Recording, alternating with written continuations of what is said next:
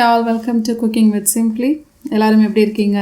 இன்னைக்கு நம்ம ஒரு சிம்பிள் அண்ட் யம்மியான ஒரு பச்சை மிளகாய் சட்னி. அதுக்கு என்னென்ன தேவைன்னு சொல்லிடுறேன். பச்சை மிளகாய், கருவேப்பிலை, கொஞ்சம் புளி, பூண்டு, அவ்வளோதான். இதை நம்ம ஒரு மிக்ஸி ஜாரில் புளி, கொஞ்சம் ஒரு பூண்டு, கருவேப்பிலை, ஒரு 10லேருந்து ஒரு 12 பச்சை மிளகாய், உப்பு எல்லாத்தையும் சேர்த்து ஒரு பேஸ்ட்டாக நம்ம அரைச்சி வைக்க போகிறோம். நம்ம சட்னி ரெடி ஆகிடுச்சு. இந்த சட்னி வந்து ரொம்ப காரமாக இருக்கும். ஸோ அதனால் கொஞ்சமான குவான்டிட்டியே பண்ணியாக போகிறோம். ஏன்னா லைட்டாக டிப் பண்ணி சாப்பிட்றதுக்கு சூப்பர் யம்மியாக இருக்கும்.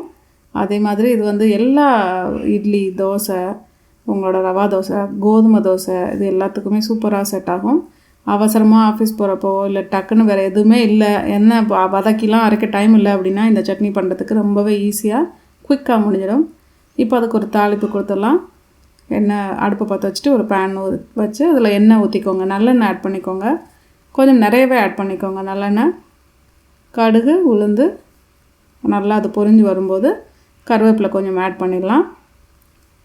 இது தாளித்து அப்படியே அந்த சட்னியில் ஆட் பண்ணிட வேண்டியதான். மேலே முடிஞ்சுது. அவ்வளோ ஈஸியாக குயிக்காக பண்ணிடலாம். இதில் வந்து நீங்கள் இந்த சட்னி வந்து நம்ம நல்லெண்ணெய் தொட்டு சாப்பிடும்போது சூப்பராக இருக்கும்.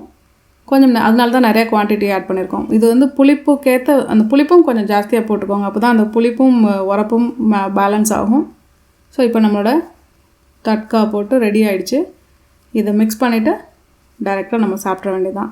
உங்களுக்கும் இந்த ரெசிபி பிடிக்கும்னு நினைக்கிறேன். இதே மாதிரி இன்னொரு சிம்பிளான ரெசிபியில் பார்க்கலாம்.